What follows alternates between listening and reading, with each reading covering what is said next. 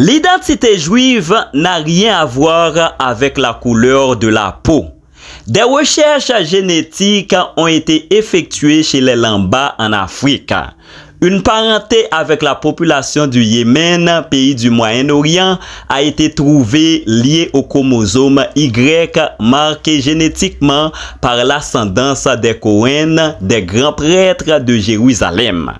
L'identité juive n'a rien à voir avec la biologie et la couleur de la peau.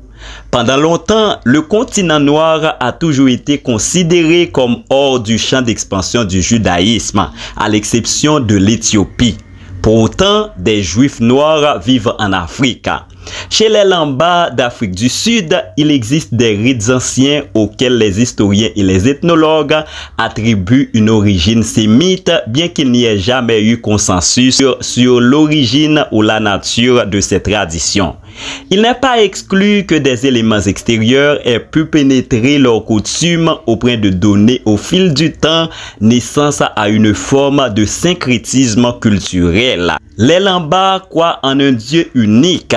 Ils n'adorent pas les esprits des ancêtres, ni les animaux, ni les arbres, les pierres, le soleil, la lune et les étoiles. Ils prient avec un linge blanc autour du cou. Ils concluent leur prière avec Amen.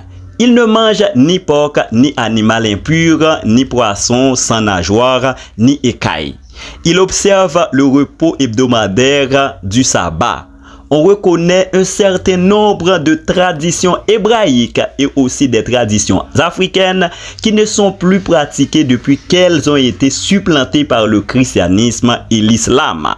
Les Lamba affirment leur origine juive. Leur tradition orale fait d'eux un peuple migrant parti de la Judée il y a 2500 ans pour s'établir à Sénaa dans la vallée de l'Ebdramaout au Yémen. Par la suite, ils seraient passés du Yémen en Afrique pour s'arrêter au Zimbabwe. On trouve le Grand Zimbabwe. Ce sont des édifices en pierre imposants, objets d'interrogation pour les chercheurs sur une civilisation disparue. Ceux qui cherchent les mines d'or du roi Salomon sont passés par là. Il y a souvent du romantisme et de l'exotisme dans ces recherches. En revanche, d'autres chercheurs s'attachent à s'affirmer leurs hypothèses avec des théories scientifiques.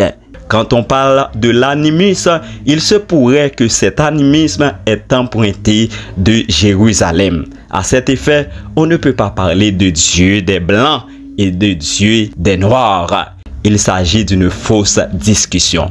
Merci, à la prochaine.